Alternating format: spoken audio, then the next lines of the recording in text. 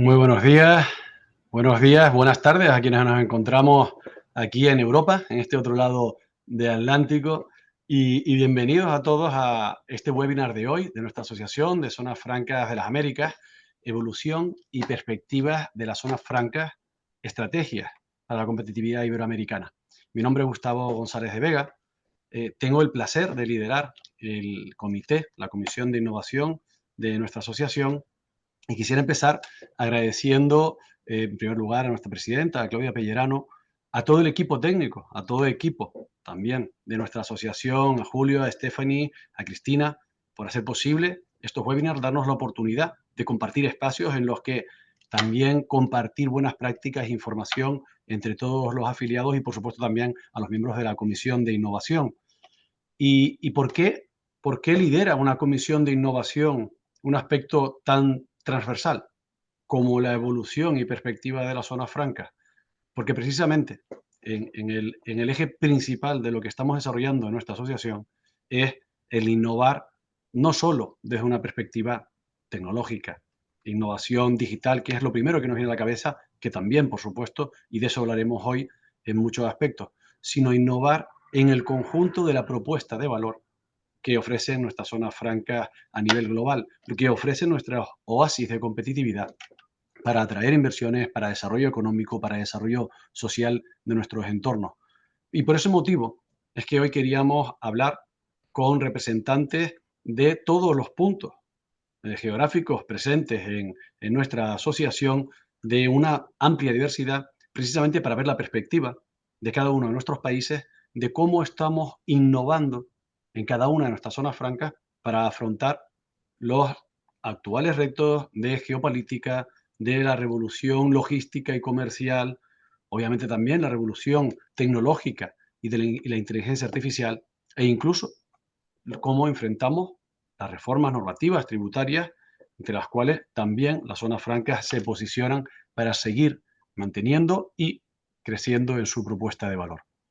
Para ello, y para comenzar, hemos contado en el día de hoy con 4 de nuestros ilustres ponentes y afiliados de la asociación, que paso a presentar brevemente. Tenemos, en primer lugar, nos trasladamos hasta Uruguay, Juan Operti, que en este caso ya lo conocemos, un gran amigo y que ha participado en muchos de nuestros webinars, asambleas, juntas directivas y, en este caso, representa a la Cámara de Zonas Francas del Uruguay. Bienvenido, Juan. Bienvenido y bueno, muchas gracias por esta oportunidad. Muchas gracias. Continuamos y nos trasladamos ahora hasta República Dominicana, otro gran conocido de nuestra asociación, José Manuel Torres, que en esta ocasión y actuando como vicepresidente ejecutivo de Adozona, nos va a dar la visión de República Dominicana. Bienvenido, José Manuel. Gracias. Saludos a todos. Y ahora desde Colombia, Angélica Peña, ya la conocen. Tengo que felicitarte, Angélica, por tu reciente incorporación también a la Junta Directiva de la Organización Mundial de Zonas Francas. Enhorabuena, Angélica Peña, como directora de la Cámara de Usuarios de Zonas Francas en la Andia, en Colombia. Bienvenida. Muchas gracias, Gustavo. Saludos a todos. Y ahora aquí más cerquita de mí, aquí en Europa, que como saben yo estoy desde Canarias, tenemos a David Regades, que es el delegado especial del Consorcio de la Zona Franca de Vigo, aquí en España. Bienvenido, David. Hola a todos, muchas gracias. Bueno, pues quisiéramos expresarles muy brevemente cómo es la dinámica de este webinar. Vamos a destinar 45 minutos a preguntas e interacciones entre los ponentes y moderador y dejaremos 15 minutos al final del webinar para resolver cada una de sus preguntas. Como pueden observar, tienen una pestañita de preguntas y respuestas específicamente aquí en el Zoom. Pueden ir dejando todas las preguntas, todas las inquietudes que tengan y las resolveremos al final del webinar. Además, se está grabando, por lo tanto lo podrán ver en YouTube con una ocasión, con más tranquilidad si lo necesitaran. Bueno, pues ya para comenzar, volvemos, en este caso vamos a empezar contigo, Juan, volvemos a Uruguay con una primera pregunta de contexto. Vamos a entender cuál es el estado actual de las zonas francas en Uruguay, en este caso, los principales desafíos y sobre todo cuáles son las ventajas competitivas de las zonas francas uruguayas en este contexto global. Bueno, buenos días, buenas tardes a muchos de ustedes. Bueno, sintetizando y obviamente respetando el tiempo. Uruguay se posiciona desde 1923, hace más de 100 años, con un régimen ininterrumpido de zonas francas. De hecho, desde 1923, cuando se funda las zonas francas, esas dos primeras zonas francas, Zona Franca de Nueva Palmira y Zona Franca de Colonia, aún activas y con gran dinamismo, se mantiene ininterrumpido como una política de Estado. Eso es muy importante, que Uruguay se presenta con un régimen de zona franca política de Estado, independientemente de los regímenes políticos que han sucedido. Primer tema gran importante.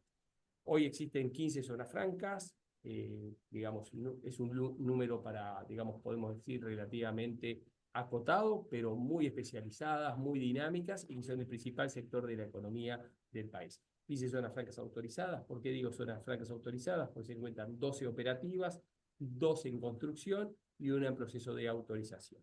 Se encuentran distribuidas geográficamente en todo el territorio uruguayo. De acuerdo al censo de zonas francas del Uruguay, emplean a más de 22.000 personas en forma directa, pero lo que es interesante acá es el derrame hacia la economía doméstica, que se generan en el torno de 4 a 6 empleos indirectos por el trabajo calificado que generan zonas francas, que tienen un ingreso promedio del trabajador de zonas francas de $3.500. Representa más del 7% del PIB uruguayo, y las zonas francas uruguayas tienen una particular. Son muy inclusivas, muy balanceado el trabajo hombre-mujer y muy interesante el talento.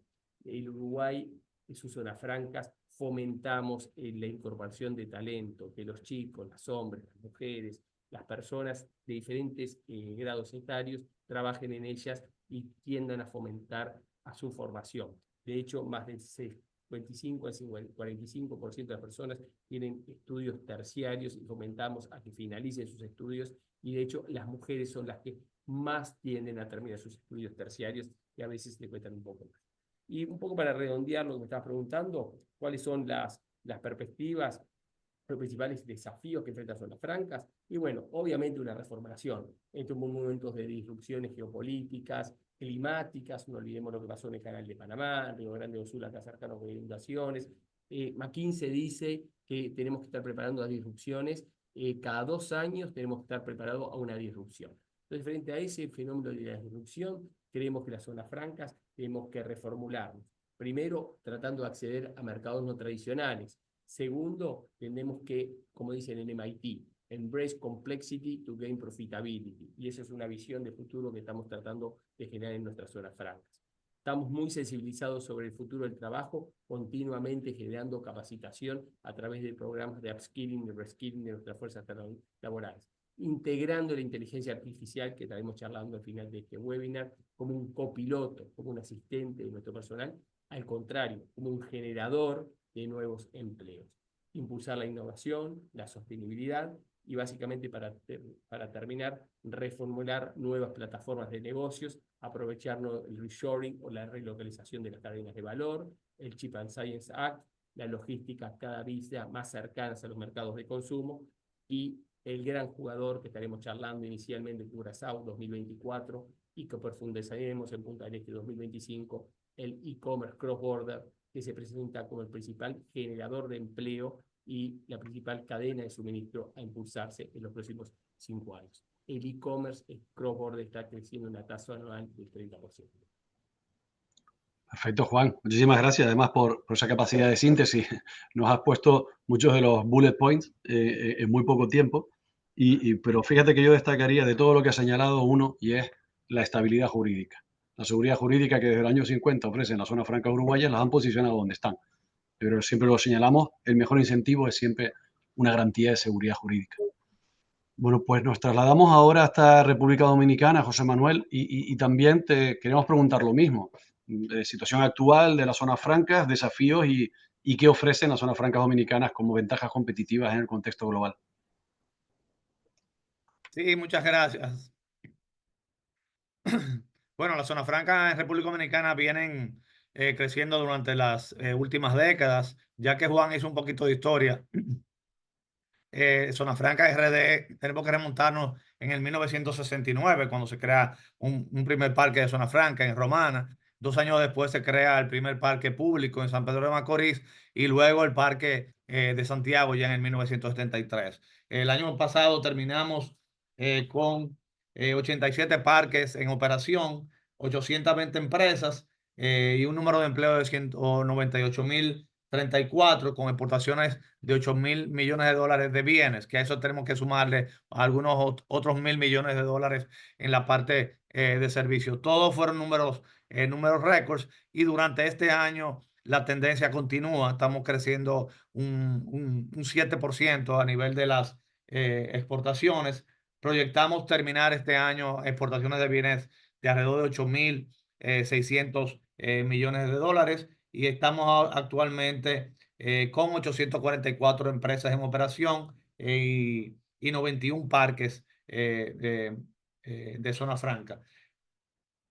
A nivel de la empleomanía, y ahora estoy compartiendo quizás los resultados de un estudio que no se ha hecho público, pero el estudio determinó un multiplicador de empleo de 2.27, o sea que con esos 198.000 empleos del año pasado, pues estamos calculando unos 450.000 empleos directos e indirectos que dependen realmente de la zona franca. Y a nivel del impacto en el producto, se están calculando 595.000 millones de dólares que la zona franca, debido a ese efecto derrame, está aportando a la economía. Eso en dólares estamos hablando de unos de más de 10.000 millones de dólares que la zona franca aportan a la economía. Eso tiene un efecto multiplicador grandísimo. La zona franca están presentes en 28 de las 32 provincias del país y en algunas provincias representan el 24%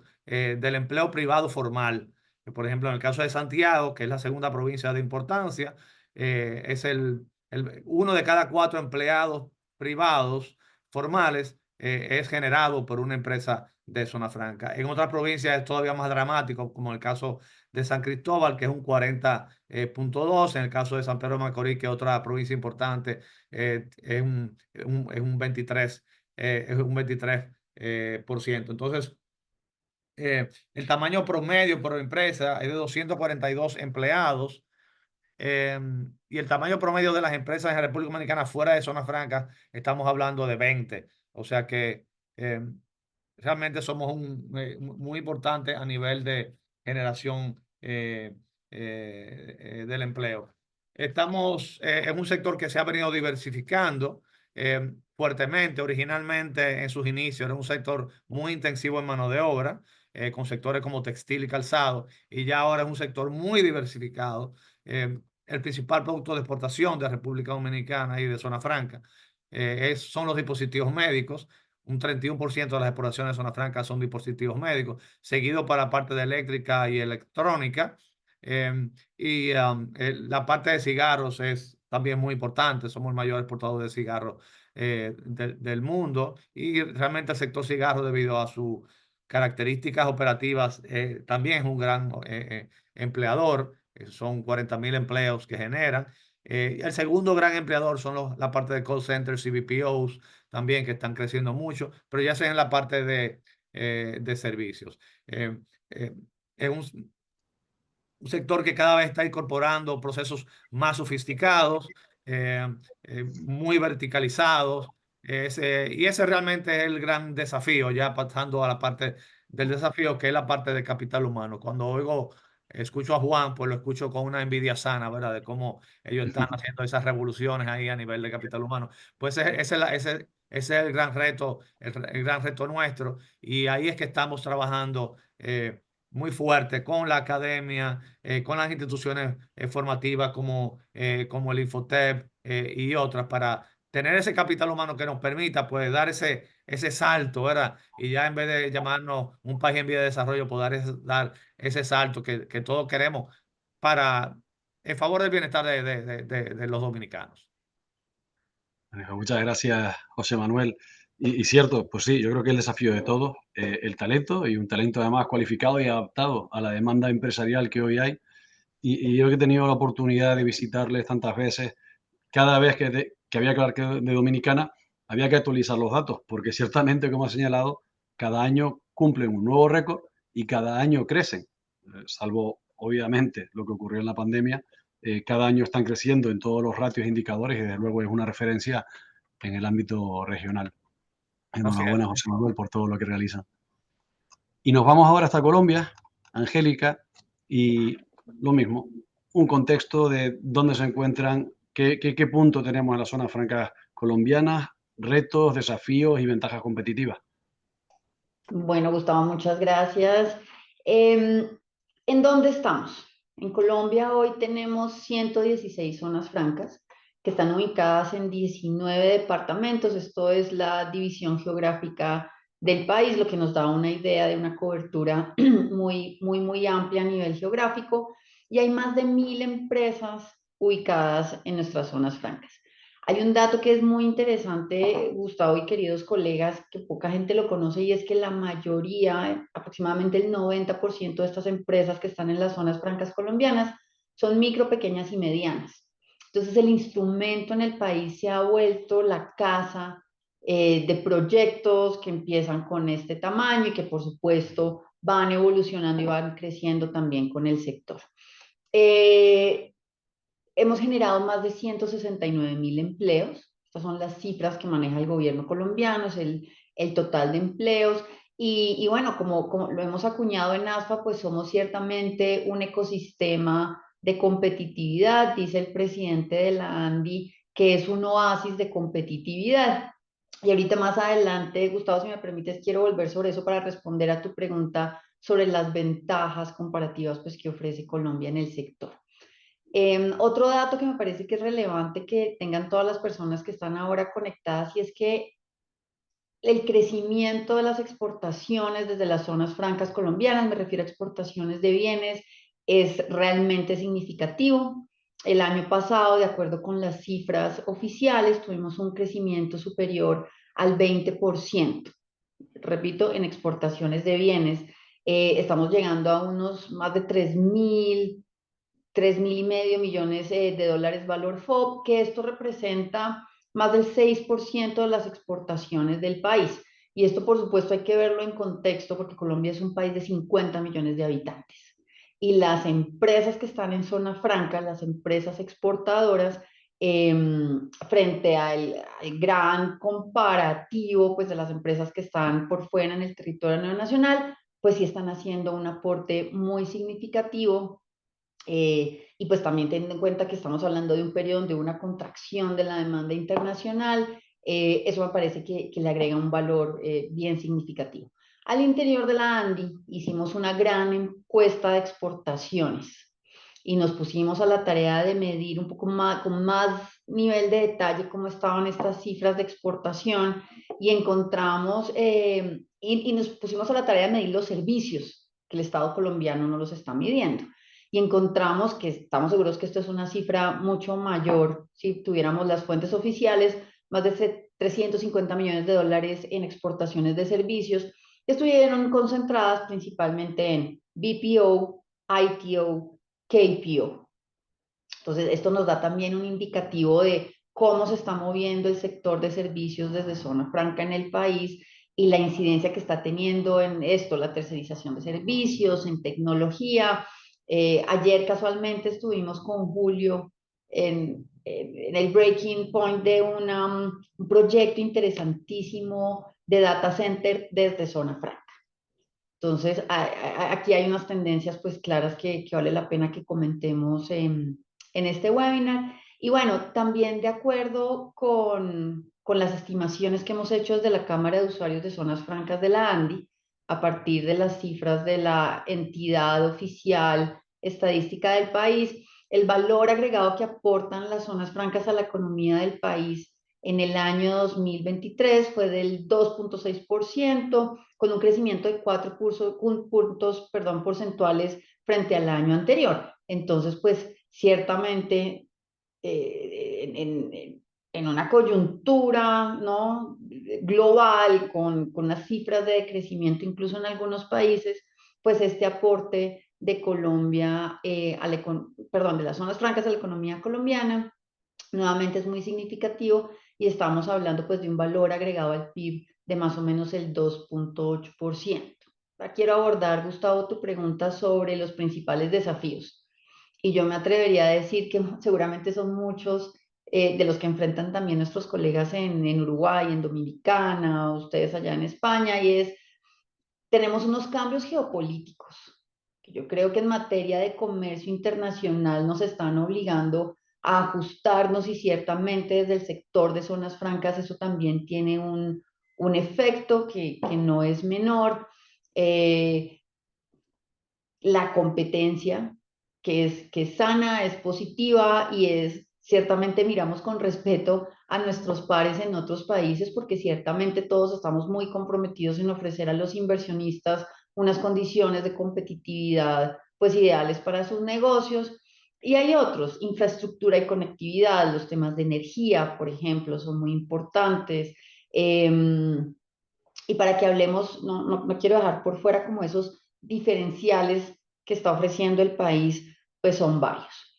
Uno, los esfuerzos que están haciendo y que vienen desde hace muchos años en sostenibilidad de las zonas francas colombianas, que más adelante sé que vamos a hablar de eso con mayor detalle. Las inversiones en tecnología. Esto creo que es un tema importantísimo porque las zonas francas están muy comprometidas con inteligencia artificial, Internet de las cosas, con el mejor manejo de los inventarios cuando estamos hablando de bienes y esto ciertamente le da seguridad a toda la cadena logística. Y si esto lo amarramos ciertamente a unas ventajas geográficas que tiene el país. Nosotros tenemos zonas francas ubicadas tanto en el Caribe como en el Pacífico colombiano, lo que nos permite manejar las operaciones de los inversionistas con el concepto del tailor-made, de hecho a la medida. Cualquier inversionista puede encontrar en Colombia una zona franca, un proyecto de zona franca que se ajuste a sus necesidades precisamente pues por esta diversidad que ofrece el país en términos de sectores, de ubicación geográfica, de logística. Y me uno a los comentarios de Juan y de José, pues también el desarrollo del capital humano.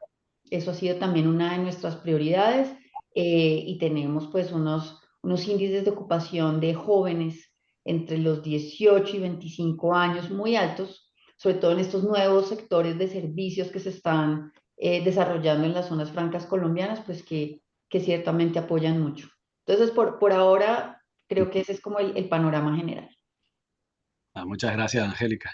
Y lo cierto es que al ver ya estos tres testimonios de tres países diferentes de Latinoamérica, y todos coinciden en un aspecto, además de los desafíos que son comunes y lo son globales, el hecho de que todo aquello que ocurre dentro de la zona franca es un plus respecto al resto del territorio nacional, en cuanto a generación de empleos, en cuanto a salarios, empleos formales, comentaban también.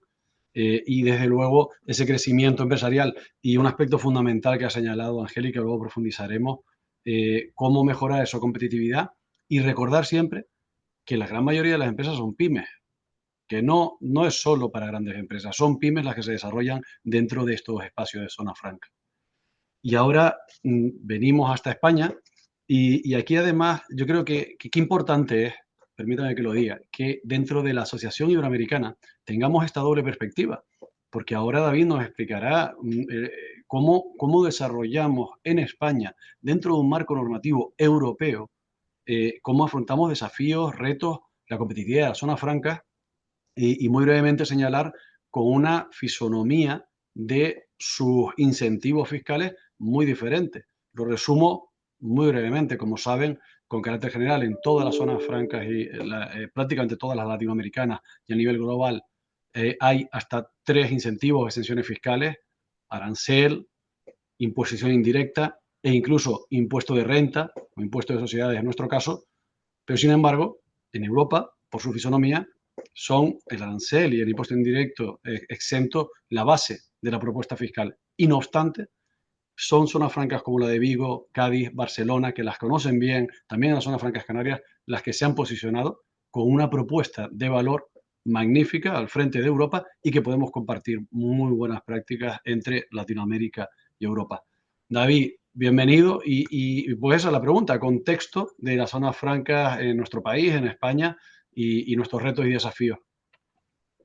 Bueno, las zonas francas en España son 7, 3 de ellas tienen más de 75 años y un poco lo que se quería hacer, ¿no?, con esa estructura de zonas francas era internacionalizar un país que en aquellos momentos pues, tenía duras relaciones, ¿no?, con el resto de los países europeos, incluso americanos, ¿no? Y ahí surgen las zonas francas. Hoy en día de las 7, y después hablaremos un poco en global para hacernos una idea, son singulares, cada una tiene su sector, incluso su tipo de actividad, pero lo más importante, ¿no?, Europa durante muchos años tuvo paralizadas las zonas francas, hizo una oposición directa a las zonas francas, y en estos momentos pues estamos viendo cómo están volviendo a evolucionar las zonas francas, ¿no? Vemos cómo Italia está haciendo una apuesta decidida por la creación de nuevas zonas francas, y hace pocas fechas estábamos ahí con una visita de UK, de Reino Unido, aquí en Vigo, porque también con el Brexit están en estos momentos diseñando una nueva instalación de competitividad de zonas francas. Las zonas francas de España nacen con una vocación, ventajas fiscales que ayudan a importar y que ayudan a exportar y que ayudan a atraer inversión a nuestro territorio. En el caso concreto de la zona franca de Vigo, para que nos hagamos una idea, aquí llegó hace 75 años pues, la fábrica de automóviles Citroën, y en estos momentos pues, en Vigo se producen el 25% de los coches que se construyen en España. Por haceros una idea, el primer fabricante de coches de Europa es Alemania, el segundo fabricante de coches de Europa pues es Alemania.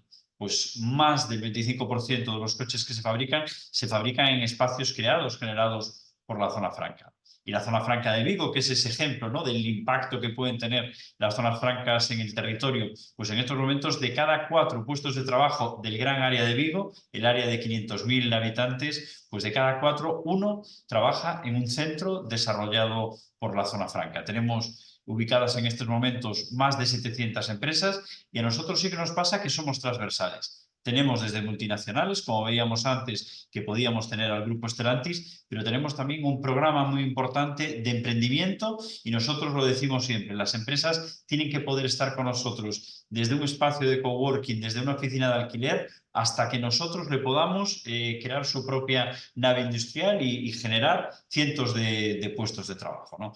La empresa que en estos momentos más puestos de trabajo tiene en nuestros espacios son 6.000 puestos de trabajo, y después tenemos muchas empresas también con 1, 2, 3 trabajadores. Yo creo que esa transversalidad pues consigue ser capaces de atraer y generar nuevos sectores. Yo creo que todos hablasteis de la importancia que tiene y que está teniendo la innovación, el desarrollo tecnológico, la inteligencia artificial. Y nosotros desde las zonas francas de España lo que estamos intentando es justo eso, ¿no? Justo transformar esas zonas francas que nacieron para atraer inversión y para ser capaces de internacionalizar un país que estaba completamente aislado. Bueno, pues en estos momentos fuimos también capaces de ir transformándonos, y ya no solo somos unos espacios con ventajas fiscales, sino que somos también un agente de desarrollo económico. Y como veíamos antes, ¿no?, de mucha envergadura y de mucha importancia. Y en estos retos, pues bueno, yo creo que coincidimos todos, ¿no? Es necesario crear espacios empresariales, infraestructuras y equipamientos. Para que exista una empresa tiene que haber talento, tiene que haber el capital humano, pero tiene que haber espacios donde crearlo. Y ahí, las 7 zonas francas de España, estamos trabajando en esa dirección. Nosotros podemos presumir, en el caso de la zona franca de Vigo, que el 90% de nuestros espacios están ocupados. Y la mayoría de ellos los tenemos con lista de espera. Y después la diferencia, ¿no?, que yo creo que es el valor añadido que tenemos que dar desde las zonas francas. Bueno, espacios con dotaciones, con capacidad, con acompañamientos. Bueno, el valor añadido bruto por trabajador en un espacio fuera de la zona franca en Galicia está por debajo de los 30.000 euros, y en los espacios de la zona franca el valor añadido bruto por trabajador está por encima de los 45.000. Y eso, sin duda ninguna, pues es el dotar de contenido los espacios. No es solo hacer polígonos industriales, no es solo hacer centros de negocios, sino dotar de contenidos esos centros de negocios. Nosotros creemos que el comercio internacional, la globalización, juega un papel relevante, y que hoy nuestro mercado es el mundo, y también nuestra atracción de inversión tiene que ser el mundo. Nosotros estamos en un proceso, las 7 zonas francas, de fomento del emprendimiento. Todas nuestras zonas francas tienen espacios para la creación de empresas. nosotros lo tenemos dividido en dos partes en la mayoría de las zonas francas. Aceleración de las empresas e incubadora de las empresas. ¿Qué significa esto? Que todos aquellos que tengan una idea, nosotros le damos un espacio para que esa idea la transformen en un proyecto empresarial. Después tenemos una sociedad de capital riesgo, nuestro propio banco, en el que le dotamos de financiación en esos primeros años para que se pueda desarrollar. Y no solo son espacios, sino que tenemos programas que financiamos directamente nosotros, de mentoring, de acompañamiento, que creemos que es vital, sobre todo en esos primeros años de soledad del inicio de una empresa, que es vital para que esas empresas salgan adelante. Con lo cual nosotros estamos apoyando el emprendimiento y estamos apoyando también y albergando proyectos de inversión y captación de inversión extranjera. Uno de los proyectos, ¿no? Decíamos, importante el emprendimiento, pero muy importante ser capaces de atraer proyectos que sean altamente tecnológicos. Todos vivisteis la crisis de los semiconductores electrónicos. Las vivisteis en vuestras fábricas de celulares, en vuestras fábricas de ordenadores, y nosotros en concreto la vivimos en nuestra fábrica de automóviles. Estuvo parado varios días la cadena de producción durante distintos meses, justo porque nos faltaban por la crisis de suministro de semiconductores electrónicos en el mundo. Bueno, pues nosotros en estos momentos, junto con Indra, que es uno de los grandes tecnológicas en estos momentos del mundo, para que nos hagamos una idea, yo creo que todos conocemos Indra, pero el 90% de los aeropuertos del mundo tienen tecnología de Indra. Y en el caso de Europa, pues aún mayor. Todas las ayudas de aterrizaje, los radares de aterrizaje de los aviones en los aeropuertos los produce Indra. Bueno, pues nosotros fuimos capaces de captar a Indra y a través de un proyecto público-privado, nosotros le damos mucha importancia a la parte pública-privada. La parte pública no puede estar separada de la parte privada. Nuestros parques empresariales podemos presumir que están ocupados al 100% y nosotros somos una zona franca pública porque tenemos la iniciativa privada para poder invertir. Si no, no tendría ningún sentido los parques empresariales, los centros de negocios que realizamos. Y ahí fuimos capaces de hacer con Indra una empresa mixta, una empresa público-privada, para hacer, en este caso, en la zona franca de Vigo, una fábrica de semiconductores, y queríamos que tuviera un carácter diferenciador. Y ahí nos fuimos a semiconductores fotónicos. La última tecnología, los semiconductores electrónicos funcionan a través de impulsos eléctricos, lo que hace que sean más vulnerables y que sean menos eficaces, y en el caso pues, de los fotónicos funcionan a través de impulsos de luz. El láser es su principal fuente de transmisión. Mucho más seguros, más difíciles de hackear y al mismo tiempo que son capaces de trasladar más información en menos tiempo. Bueno, pues yo creo que eso es lo importante, ¿no? Ser capaces de atraer esos proyectos y ser capaces de acompañarlos. Nosotros estamos acompañándolos en el capital, pero también estamos acompañándolos en la zona franca. Como decíamos antes, somos capaces de hacer un coworking, tener una mesa para compartir, somos capaces, tenemos más de 200 naves en alquiler de distintos tamaños.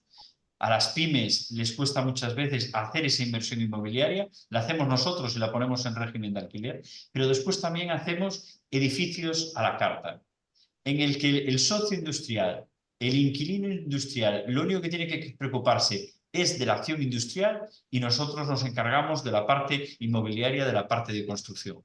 Nos dan el proyecto y nosotros le ejecutamos ese espacio para poder crear esa nueva empresa o ese nuevo tejido industrial. Y bueno, en este caso es lo que estamos haciendo con Indra y que estamos haciendo con la fábrica de semiconductores fotónicos. Nosotros desarrollamos ese edificio y al mismo tiempo, pues después llegamos a distintas opciones, es decir, le podemos hacer un alquiler como mínimo a 20 años, ese alquiler puede llegar hasta los 50 años, pero durante la vida del alquiler le abrimos distintas ventanas en el que él pueda ejercitar el derecho de compra.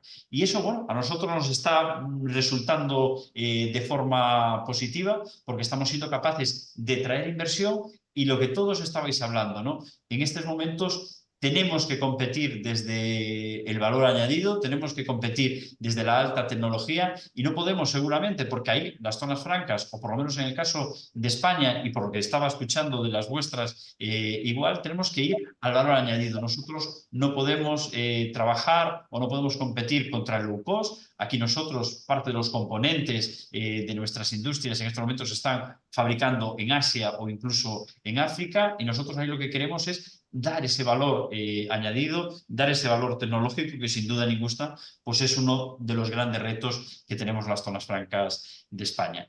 Y por hablar de cifras, ¿no?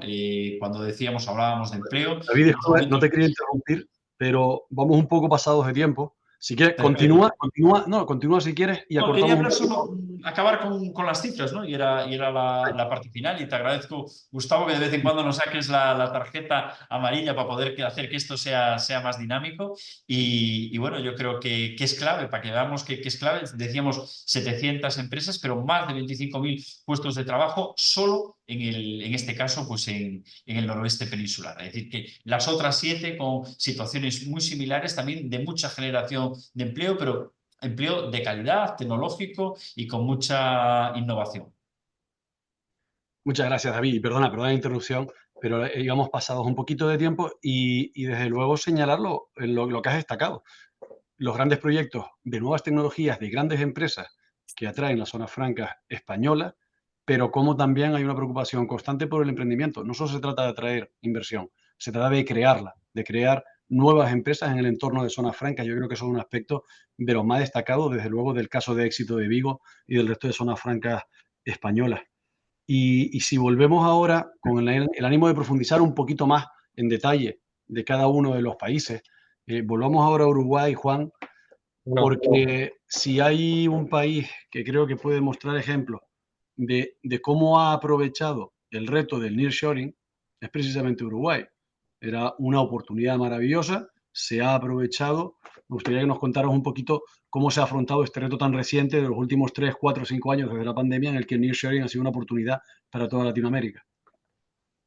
Bueno, muchas gracias y vamos a tratar de acotar concretamente el tema. Sí, el nearshoring sin duda ha llegado para quedarse y ha sido básicamente una reacción a la amenaza de la disrupción en las cadenas de suministros.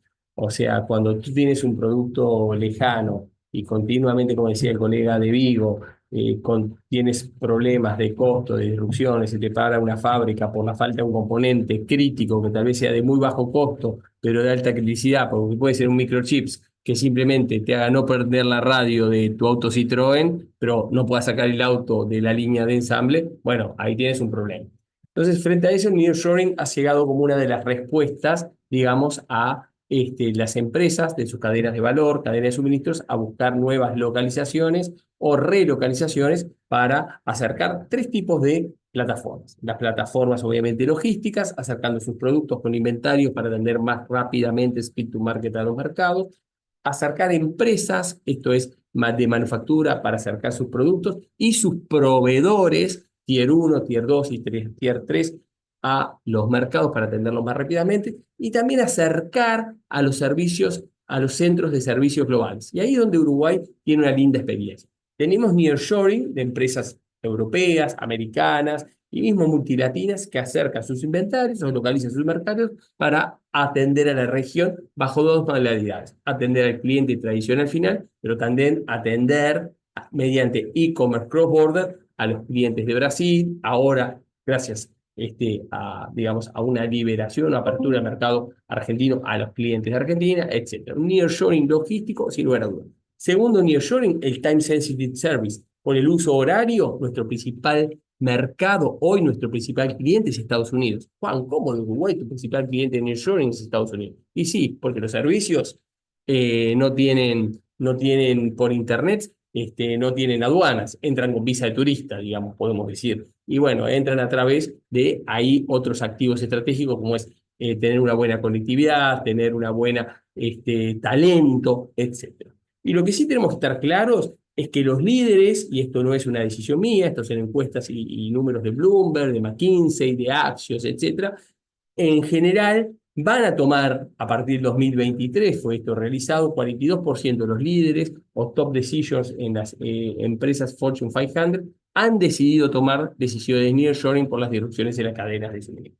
Y un poco para ir redondeando, es el nearshoring, se presenta para nosotros en Uruguay ser un nodo elegible para empresas del Cono Sur, invitarlas a las empresas del resto del mundo, localizarse, por ejemplo, para atender el mercado de Brasil, porque tenemos desde las zonas francas un mini TLC con Brasil, porque tú produces en Uruguay en zonas francas y no pagas arancel para ingresar al Brasil. Segundo, plataformas de nearshoring logístico, por esto que decíamos recientemente. Fulfillment Center Cross Border, trabajarlo fuertemente como las nuevas plataformas de nearshoring, y ahora estamos pensando en otro, ya que hay tantos términos, en EI-shoring. Y ahí es un término nuevo que estaremos desarrollando próximamente en Curazao, donde la inteligencia artificial nos genera un nuevo formato de nearshoring, y ese es algo que estaremos desarrollando próximamente. Es el nearshoring, podemos decir 4.0, que es el EI-shoring, como la inteligencia artificial asiste al nearshoring para pasar de paper-based a paperless y eliminar todo ese papeleo que tenemos muchas veces, y justamente ahí las zonas francas tienen una gran oportunidad de acelerar los procesos de nearshoring. Y por último, los centros de excelencia y el talento es fundamental para el nearshoring, porque no hay nearshoring sin talento.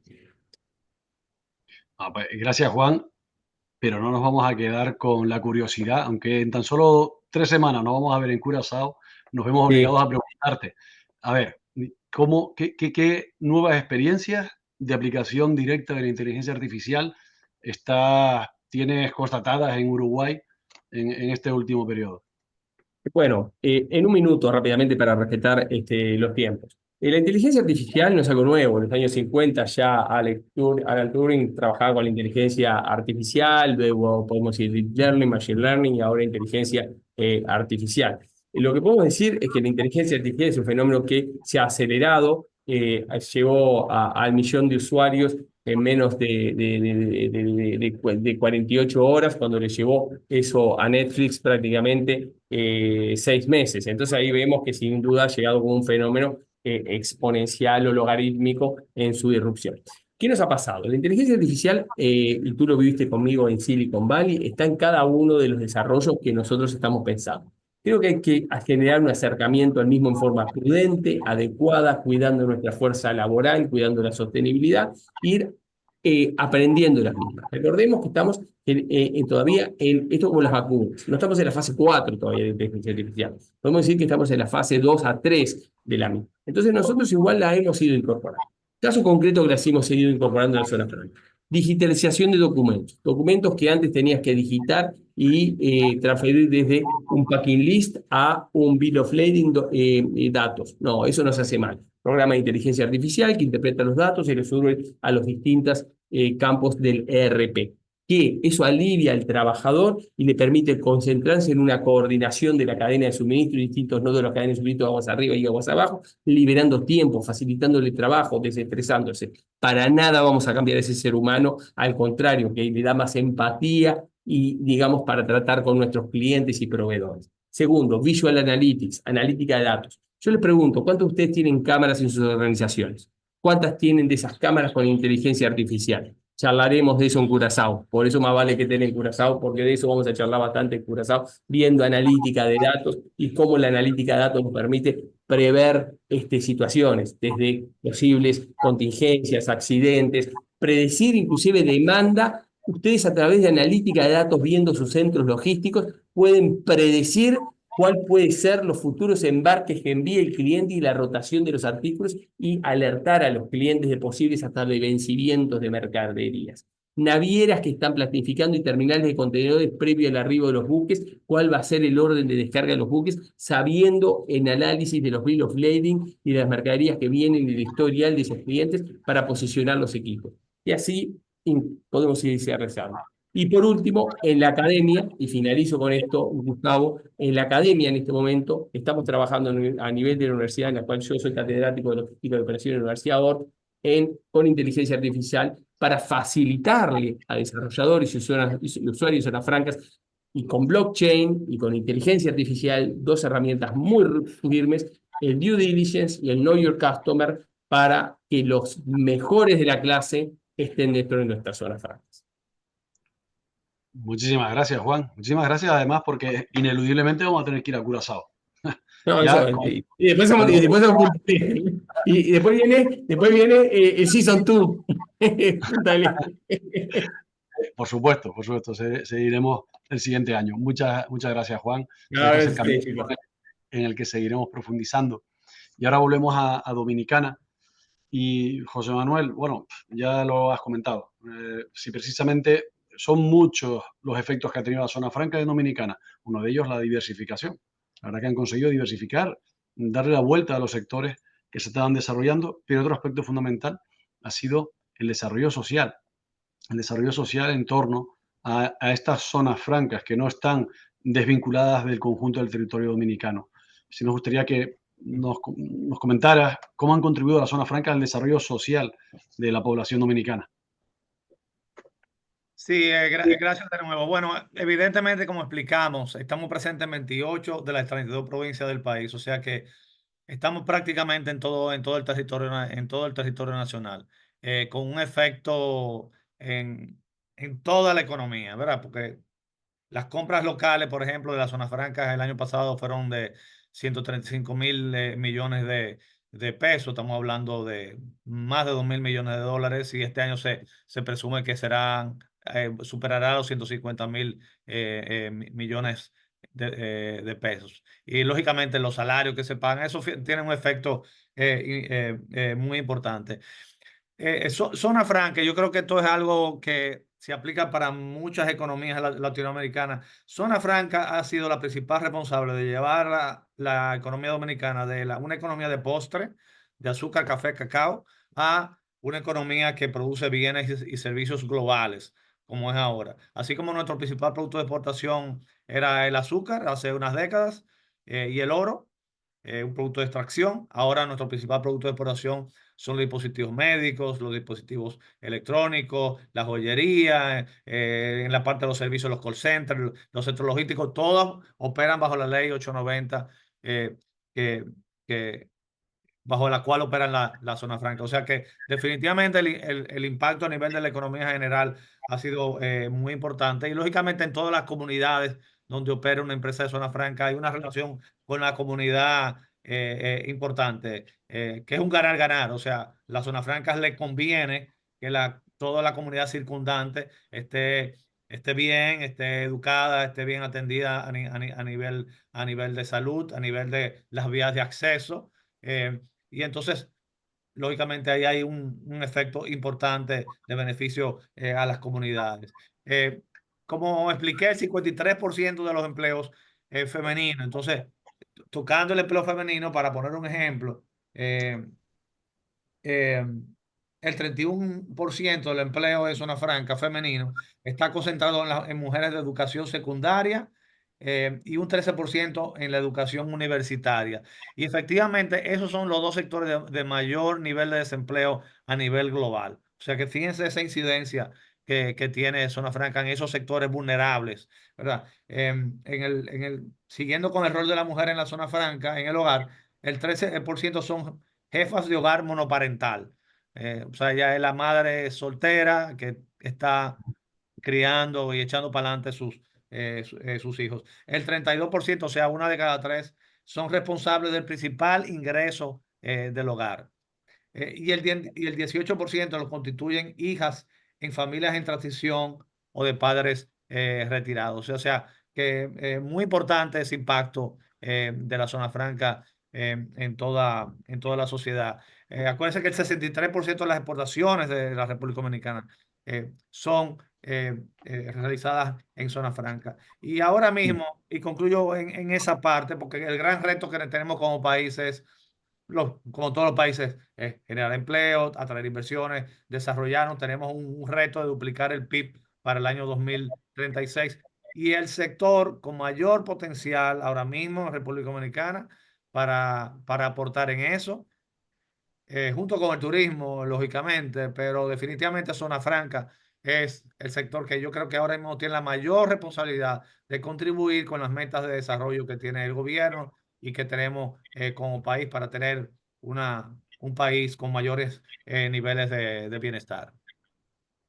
Ahí lo Muchas dejo. gracias, José Manuel. No, vamos, es que acabas de dar toda la información que ha posicionado, en este caso Dominicana, pero también otros países de nuestra región iberoamericana, como ejemplos de embajadores de objetivos de desarrollo sostenible. Porque no se trata solo de crear empleo, que se crea y mucho, sino además la tipología de empleo, tal como has descrito. Para mí ese cartel, cada vez que entraba también en el Consejo Nacional de Zona Franca de Dominicana, y cada año se renovaba el porcentaje de mujeres, que siempre supera el 50% empleadas en zonas francas, es algo que llama la atención y que ha llamado la atención a nivel global.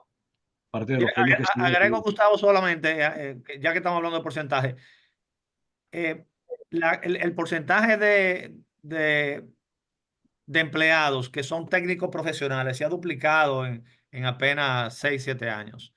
O sea, lógicamente eso responde a nivel de sofisticación de los procesos. Entonces, de nuevo, ahí está el gran reto, ¿verdad? De nuevo, de capital humano. Pero también te quiere decir la calidad de empleados, los niveles salariales, cómo han sido, han aumentado en el sector y todo, lógicamente, todo eso es beneficio para la población. Maravilloso. Y además antes señalabas un aspecto fundamental que siempre destacamos, las compras locales. Las zonas francas no son islas que no interactúan con el resto del territorio. La cadena de valor más relevante de las zonas francas es la que se genera más allá, dentro del mismo territorio, con esas compras locales y que permiten que permee la economía de la zona franca en el resto. Y justo, Perdón, compras que realizan las empresas y compras que realizan los empleados. ¿Verdad? Que también son todo lo que recibe el empleado lo gasta en la economía, en la economía local. totalmente. Y justo ahora decías, señalabas los sectores, sector turismo, la zona franca es considerado como sector, José Manuel, pero sí nos gustaría que nos hicieras al menos una pincelada rápida, porque es verdad que estamos bastante pasados de tiempo, respecto a la organización a través de clúster que tienen en Adozona. Esa posibilidad de ejes más verticales en los que trabaja en Adozona para fomentar determinados sectores. Sí, sí, es rapidito, y porque yo creo que esto es importante, inclusive para asociaciones hermanas. Nosotros en el 2015, debido a ese proceso de diversificación, nosotros vimos la necesidad de crear grupos de trabajo especializados en los principales subsectores productivos dentro del sector de zona franca. Empezamos en el 2015 con el clúster de dispositivos médicos y luego, debido al éxito de ese clúster, tuvimos que añadir también el clúster de logística, el clúster de electrónica ahora, y con el tema de los semiconductores eso ha tenido un boom importante. No tenemos fábrica de semiconductores, pero sí queremos incursionar en todo lo que llaman la parte ATP, que es la parte de ensamblaje, testeo y empaque. Y el clúster de call centers y el clúster textil. Entonces, básicamente esos son grupos de trabajo, se reúnen los principales representantes, gerentes generales de esas empresas aquí mismo en Adozona, y ahí se identifican cuáles son las necesidades que tienen cada uno de esos subsectores para crecer más. Y rápidamente, el común denominador de todo, tú tienes por un lado la parte de encadenamiento productivo, que veo una pregunta relacionada con eso, que podemos abundar en eso, y la parte de capital humano. Lógicamente, algunos clúster como el de call center se identifica mucho la necesidad del talento bilingüe, en la parte de logística, lo que tiene que ver con tiempos y costos, en la parte de dispositivos médicos también está la parte de permisología, pero se ha constituido en una herramienta muy poderosa y yo te diría que es la que absorbe el 50% del tiempo de Adozona, trabajando con esos clústeres y mejorando el clima de negocios de esas empresas que son los subsectores más importantes ahora mismo dentro de Zona Franca. Muy bien, muchas gracias, José Manuel. Me consta, es que justo hace un par de meses coincidimos en San Francisco en la Semicon West. Me consta el trabajo que están haciendo en semiconductores, cuando la delegación española, que ya era amplia, la dominicana creo que era el doble, que teníamos los pabellones uno al lado del otro. La verdad es que sí que están impulsando muchísimo. Ahí estuve con el viceministro y bueno, y esa forma de trabajar con ejes verticales facilita mucho las cosas dentro de la asociación. Así es. Muchas gracias, José Manuel. Y Angélica, volvemos a Colombia y tú misma nos hacías un avance en cuanto a los desarrollos en materia de sostenibilidad de las zonas francas colombianas. Y lo cierto es que si estamos hablando de innovar para ofrecer una nueva propuesta de valor, ciertamente las zonas francas que han invertido en sostenibilidad hoy son más atractivas. Hay empresas que eligen una zona franca porque la energía que aportan, su huella de carbono es inferior a otras. Por lo tanto, ¿qué están haciendo en este sentido en Colombia? Sí, Gustavo, así es. Nosotros en Colombia hemos estado abordando la sostenibilidad desde sus tres ejes principales, desde lo ambiental, lo social y también en los temas de gobernanza, que hay un par de datos importantes que quisiera darles y además una reflexión. Pero lo primero es que la apuesta que están haciendo las zonas francas colombianas es en el siguiente sentido, y es que apostarle a la sostenibilidad es rentable. En la medida en que las zonas francas le ofrecen a las empresas que están ahí, y ellas también entran en ese círculo virtuoso, está demostrado, eso no lo estoy diciendo yo, hay unas cifras, por ejemplo, de Naciones Unidas, del programa de parques ecoindustriales, que muestran cómo esas eficiencias que se empiezan a generar a partir de mejor uso de energía, de economía circular y de otros programas en los que voy a entrar ahorita, pues hacen que la operación sea más rentable. Y eso si lo amarramos a lo que estábamos diciendo hace un rato, pues estos ecosistemas de competitividad, pues ciertamente lo que están buscando es darle a los inversionistas, a las empresas que están ahí, esas mejores condiciones y ahí las están encontrando. Ese 90% de micro, pequeñas y medianas empresas, pues ciertamente logran unas eficiencias mucho mayores estando en una zona franca y por supuesto estoy hablando específicamente en este momento de los programas de sostenibilidad, a que si no estuvieran ahí. Entonces voy a empezar con los temas ambientales, que quisiera abordar esos tres ejes. Y lo primero es que estamos buscando reducción de impacto. Toda actividad empresarial tiene un impacto. Aquí le estamos apostando a la reducción y a la mejora de la eficiencia operativa, porque hemos encontrado que esas dos cosas tienen una relación casi simbiótica. Y esto respondiendo también a la demanda global de desarrollo responsable y competitivo. Esto no se nos puede olvidar desde la perspectiva de negocio, y es que tenemos socios como por ejemplo ustedes en Europa, donde tienen unos estándares muy altos de la cadena de suministro en temas de sostenibilidad, lo que se viene hacia adelante, pues con esa mayor carga impositiva que tendrían los productos que no puedan demostrar al momento del ingreso a la Unión Europea, pues que cumplen con esos estándares de sostenibilidad. Entonces, de nuevo, tenemos que responder a esa demanda del mercado, ¿no? ¿Cómo abordamos con una perspectiva también de negocio los proyectos de sostenibilidad? Entonces, aquí nosotros somos pioneros en la implementación del Programa Global de Parques Ecoindustriales de ONUDI. Actualmente 2 zonas francas hacen parte de la primera fase del piloto, otras 2 hacen parte de la segunda fase y otras 5 son beneficiarias indirectas del programa. ¿Esto qué quiere decir? Que son zonas francas que si bien no entraron al programa de manera definitiva y pues con la cooperación que eso incluye, sí están siguiendo el estándar y casi que se apoyan en ONUDI como, mire, yo voy así en estos y estos indicadores, cómo me pueden apoyar acá y el programa es muy generoso en eso y se han visto unos resultados muy positivos. En fuentes de energía renovable como la solar, estamos buscando, y esto pues hace eco de también lo que ha querido el Estado colombiano, pues de la reducción de la dependencia de combustibles fósiles, y es que aquí tenemos zonas francas con proyectos de energía solar, y voy a dar un ejemplo de uno de los afiliados a ASFA, que es la zona franca del Pacífico, que en asocio con una empresa generadora de energía tiene una granja solar que está generando más del 40% de la energía que está usando la zona franca, eso es un dato espectacular. O sea, el 40% del total de la operación de una zona franca que tenga origen en energía solar, pues nos hace muy orgullosos, y hay otros proyectos pues que apuntan en ese sentido. Se está implementando los microgrids que permiten gestionar la producción y el consumo de energía de una manera más eficiente, garantizan la estabilidad. Nuevamente la tecnología, Gustavo, la digitalización y el uso de esos sensores IoT Internet of Things, y está permitiendo pues un monitoreo en tiempo real de las emisiones, el consumo energético, la cantidad de la calidad, perdón, del aire, del agua, y así hay pues unas iniciativas que no quisiera dejar de mencionar, como por ejemplo los sistemas de logística inteligente, también muy amarrados a la sostenibilidad.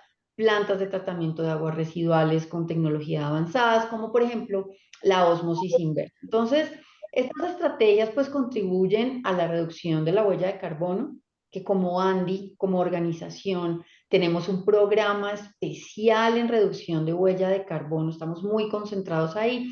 Tenemos 2 representantes de nuestro sector en ese gran programa nacional que tiene la ANDI. Uno de ellos es Zona Franca Santander, pues que también hace parte de ASFA.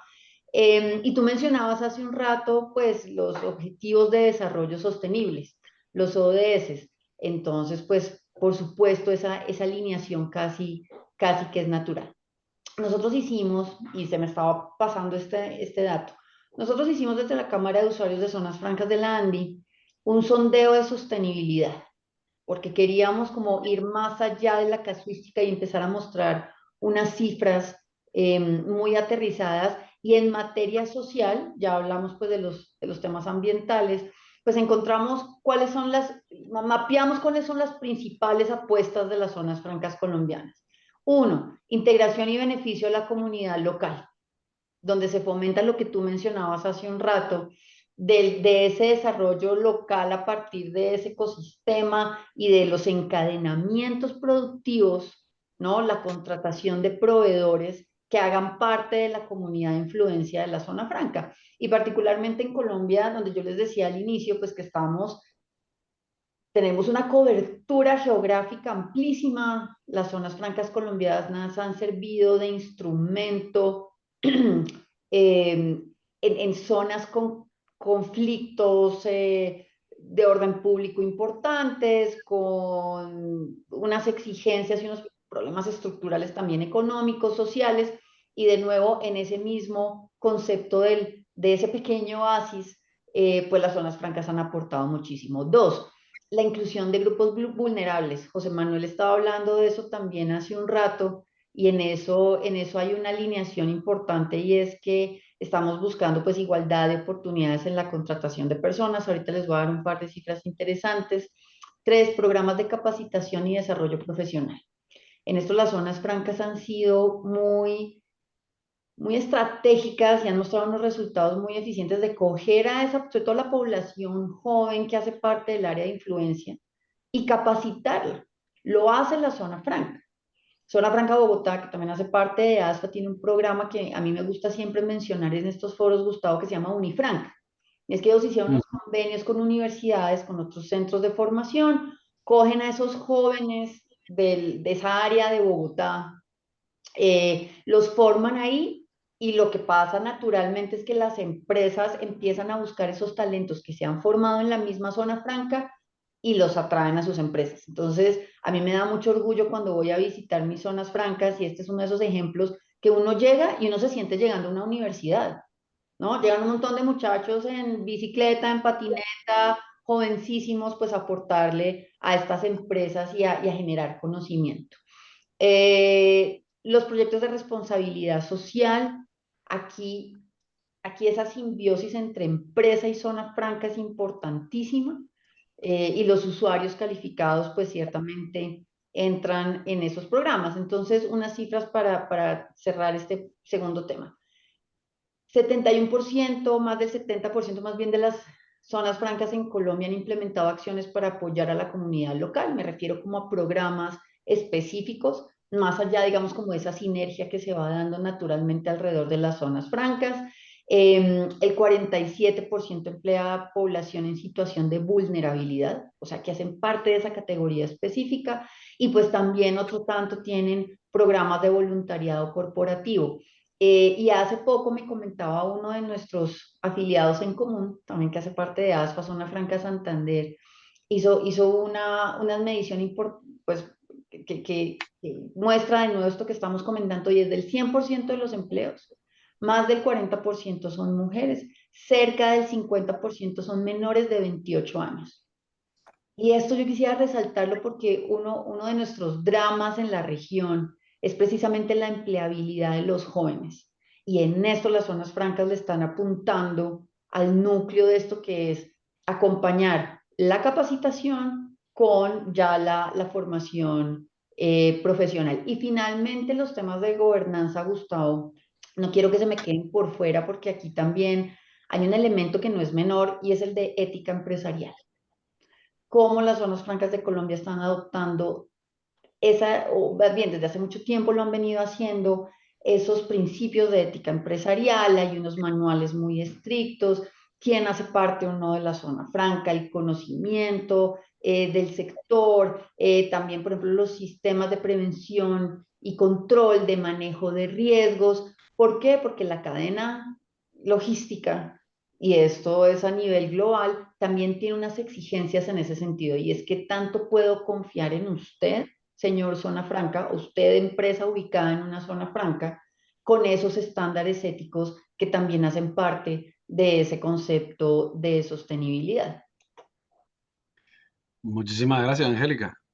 Y esta es la mejor definición de por qué la ONU, a través de la UNTA, considera que las zonas francas iberoamericanas son los mejores embajadores de los Objetivos de Desarrollo Sostenible. La verdad, Angélica, has dado un repaso total a lo que representan en este sentido las zonas francas colombianas y todo aquello que obviamente también se replica en otras zonas francas de la región. Muchísimas gracias. Y volvemos a España, que sinceramente nos hemos ido pasando de tiempo, pero los asistentes permanecen, ¿eh? No se ha ido nadie, por lo tanto vamos a seguir un poco más porque toda la información que estamos obteniendo hoy lo merece. Y David, en este caso, volviendo a España, tú señalabas muy acertadamente cómo España posicionó las zonas francas como punta de lanza precisamente para internacionalizar nuestra economía, cómo las zonas francas europeas están cobrando cada vez más relevancia. Reino Unido, desde luego, con el Brexit, que están aportadas con ello. Y afortunadamente el hecho de que tuviéramos ya zonas francas consolidadas en España, como puede ser la de Vigo, nos sigue manteniendo en ese punto. Y en ese sentido, que yo creo que ahí compartimos totalmente la filosofía que señalabas, creo que no solo es una oportunidad para ambas orillas del Atlántico, para Latinoamérica con España y España con Latinoamérica, creo que es incluso un deber de España de estar ahí, y así lo estamos haciendo. ¿Qué, qué ventajas competitivas entiendes que tenemos en la zona franca española y sobre todo, cuáles pueden ser replicables en Latinoamérica? ¿Qué de lo de latinoamericano podemos hacer en España? En definitiva, vínculos para que ambas orillas del Atlántico estén más unidas y que sean, en este caso, las zonas francas españolas, las que sean el puente para unir Latinoamérica y Europa. Sí, yo creo que lo que estás diciendo, ¿no, Gustavo? Es muy relevante, ¿no? Es importante. Pero incluso no solo para unir Latinoamérica con Europa, sino también unir el Atlántico. Hay un territorio, hay un continente que está emergiendo, que es África, que se va a llenar de oportunidades los próximos años. Y nosotros también creemos que el papel de las zonas francas y de forma muy especial seguramente las dos zonas francas de Canarias pueden ser ese puente, ¿no? Ese puente hacia América que yo creo que es tan necesario. Nosotros ahí, y lo hablaremos, voy a hacer como nuestro compañero Juan, ¿no? Es decir, que lo hablaremos en Curazao dentro de 3 semanas. Yo creo que es importante, ¿no? Yo creo que tenemos que ser capaces y ahí vamos a tener muchos espacios de networking para hacer seguramente alianzas estratégicas entre varias zonas francas y que de alguna forma, pues mucho del potencial que en estos momentos podéis tener desde América y que podemos tener desde España en este caso, podamos compartirlo y reforzar estos proyectos. Lo decíamos, ¿no? Lo decíamos todos y yo lo creo al 100%. Hay 3 factores para atraer el emprendimiento y para atraer el mundo de la empresa, el mundo de la economía. Lo primero, espacios. Crear espacios y espacios que sean competitivos. Lo hablaba Angélica de forma contundente, que esos espacios cada vez se exige más. Se exige que sean espacios que sean respetuosos con el medio ambiente, espacios que sean tecnológicos y espacios también sociales. Nuestros polígonos industriales tienen éxito también porque tienen una parte social muy importante.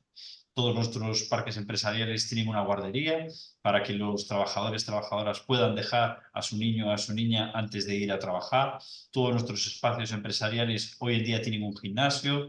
Todos nuestros espacios empresariales estamos empezando a dotarnos de espacios para mayores, de centros de día, de que nosotros podamos dejar a nuestros padres, a nuestros abuelos, a nuestras abuelas antes de ir a trabajar. Y yo creo que eso es un valor añadido muy importante. Entonces decíamos, espacios que sean sostenibles y que sean competitivos y que sean tecnológicos, pero después algo muy importante es el talento. Y el talento a nosotros, la experiencia que estamos teniendo es que, bueno, que sale de las universidades, sale de los centros de formación profesional, pero ahora en Europa y en España estamos teniendo un problema real que es el espacio de la vivienda.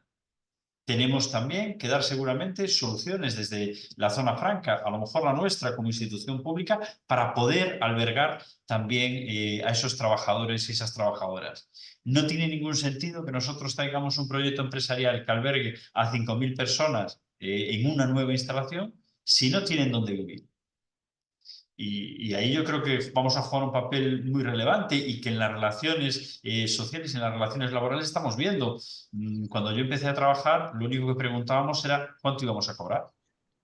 Hoy, cada vez que hacemos una entrevista, nos preguntan cuánto van a cobrar, qué vacaciones tienen, si puede teletrabajar, qué ventajas tiene esta compañía. Bueno, todo eso que supone también una forma de atraer y de retener talento, tenemos que ser capaces de reflexionarlo desde las zonas francas y cómo las zonas francas podemos facilitar ese espacio. Entonces decimos espacio, decimos talento y decimos liquidez. Yo creo que es importante y estamos en un momento que hay bastante liquidez internacional y bueno, yo creo que desde aquí hay que hacer una reflexión y yo lo tengo hablado con Gustavo en Dubái y creo que estamos en las 7 zonas francas en la misma dirección.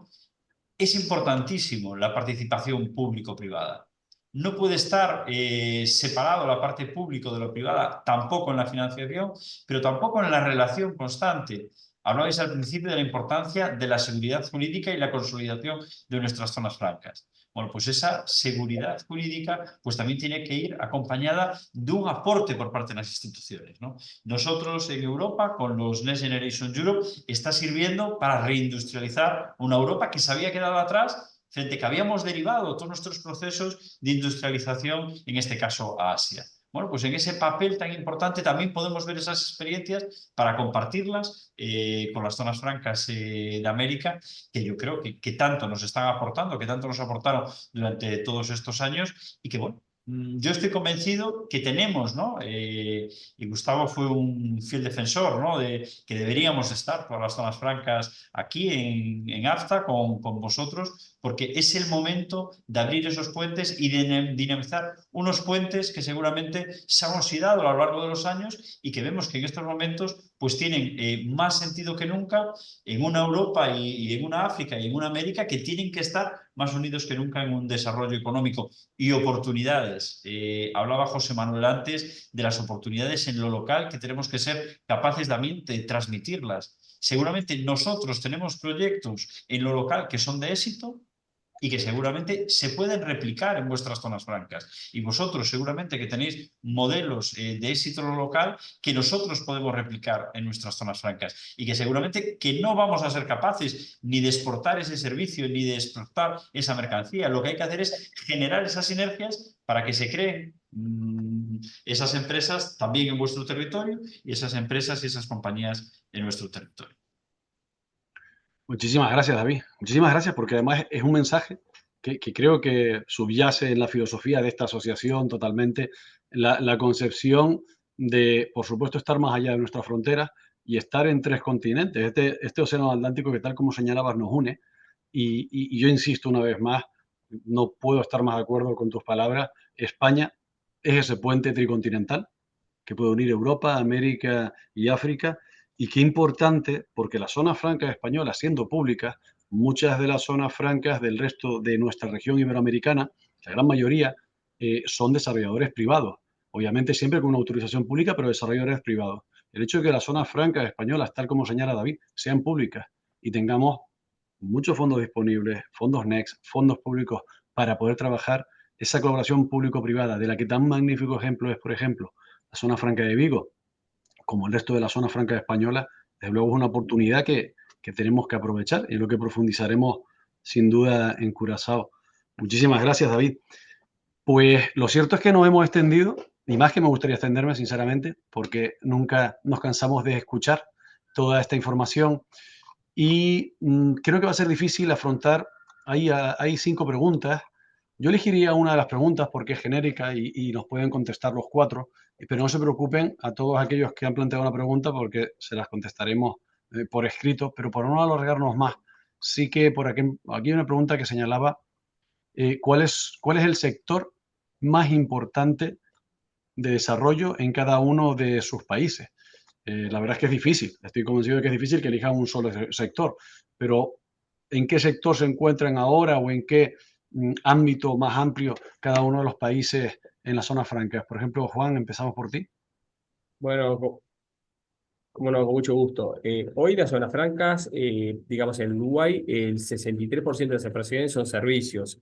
Y los servicios son muy amplios, los servicios pueden ser software, BPO, servicios profesionales, etc. O sea, exportación ahí es muy interesante por su exportación de talento.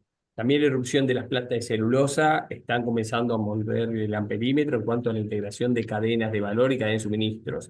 Y por último, también la logística los centros de distribución regional, centralización de inventarios, que se están acelerando por las disrupciones de la cadena de suministro, centralizar inventarios para una atención speed to market, digamos, se están fortaleciendo. Y no dudo que de la misma manera que llegó el e-shoring, como digo yo, a nuestras zonas francas, el que se va a acelerar con la misma velocidad que la inteligencia artificial lo va a ayudar a acelerarse es el e-commerce cross-border. ¿Ah? Los centros logísticos de e-commerce, que son los mayores empleadores hoy del mundo, digamos el e-commerce, ¿no? Eso va a acelerar las plataformas de negociación sobre las francas y el año que viene, tal vez no presente hoy en Curazao en la discusión aún, pero sí en Punta del Este el año que viene, van a ver cómo nuestras zonas francas van a tener centros logísticos de e-commerce acelerados. O sea que hoy es servicios, exportación de servicios, de tecnologías de la información, centros de servicios compartidos, etcétera. Industrias como la farmacéutica, concentrados de bebidas y celulosa, acelerándose, obviamente, muy presente la logística en hub de centralización de inventarios y incipientemente, pero acelerándose como ChatGPT. Recuerden que llevó a Netflix y en pocas horas le llevó a ChatGPT posicionarse esa aceleración en la logística de e-commerce. Perfecto, muchas gracias, Juan.